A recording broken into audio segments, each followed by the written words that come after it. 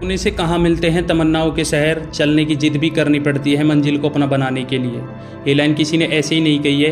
कुछ हासिल करना चाहता है तो तुझे उस पर काम भी करना पड़ेगा। तेरे सोने से और सिर्फ प्लान बनाने से वो काम कभी पूरा नहीं होगा, तुझे उस पर काम भी करना पड़ेगा। The time action is no, it's never too late to do something. एक कहानी सुनाता हूँ। एक आदमी को किसी कंट्री में फांसी की सज़ा हुआ। फांसी की सज़ा जब उसको हुई तो वहाँ के डॉक्टरों ने एक एक्सपेरिमेंट करने की सोची और डॉक्टरों ने उसको कहा कि देख, तुझे उस दिन फांसी देंगे, ये तय है। अब हम तुझ पे एक एक्सपेरिमेंट करना चाहते हैं, अगर तू इजाज़त देता है तो उसने बोला क्या करना है। डॉक्टर बोला फांसी पे लटकेगा, गर्दन की हड्डी टूटेगी, बड़ी तकलीफ होगी, कम से कम 15 से 20 सेकंड, 1 मिनट बेइंतहा तुझे तकलीफ होगी। ऐसा हमारा तजुर्बा है। हम ना तेरे को चॉइस दे रहे हैं। उसने पूछा क्या चॉइस है। उसने बोला हम तुझे एक कोबरे से डसवाते हैं, कोबरा लाएंगे, वो तुझे डसेगा, 1 सेकंड में तेरी मौत हो जाएगी, कोई दर्द नहीं, चींटी काटती है ऐसा दर्द होगा, and you will be dead. उसने बोला मरना तो है ही, 1 मिनट में क्यों तड़पूं। 1 सेकंड वाला ऑप्शन पिक किया। उसको कुर्सी पर बिठाया गया और दूर करीब 30 फुट दूर पे एक आदमी अपने हाथ में एक कोबरा पकड़ के ला रहा है। अब वो देखा उसने कि कोबरा लाया जा रहा है और कोबरा लाए 2 फीट दूर पे रोक दिया। अब उसको पूछा गया आर यू रेडी। बोला रेडी।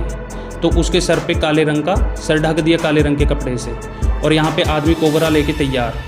अब उसके मस्तिष्क में चल रहा है कोबरा काटने वाला है। इतने में वो आदमी हट जाता है जिसके हाथ में कोबरा होता है। एक दूसरे आदमी की एंट्री होती है जिसके हाथ में एक नीडल होती है और उस व्यक्ति के हाथ में सुई चुभ हो जाती है।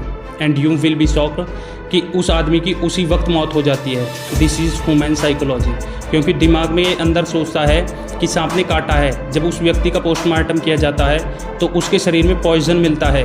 इससे और भी हैरानी की बात यह है कि जब पोस्टमार्टम होता है तो शरीर पॉइजन क्रिएट कर देता है ऑटोमेटिकली। अब सोचना पड़ेगा कि जहर आया कहाँ से, दिमाग से, जो तुम पहले ही सोच चुके हो कि अब कुछ नहीं हो सकता, अब मरना तय है। अगर इसी कहानी को रिवर्स किया जाए और सुई की जगह कोबरा और कोबरा की जगह सुई को रखा जाता है तो शायद वो इतनी जल्दी नहीं मरता। इस कहानी से यही सीख मिलती है कि दिमाग की पावर इतनी ताकतवर होती है कि जो तुम सोच ले वो ऑटोमेटिकली हो जाता है। इसीलिए अपने दिमाग पर सुई और कोबरा मत बनने दो और लक्ष्य को फिक्स करो, टाइम फिक्स के साथ करो।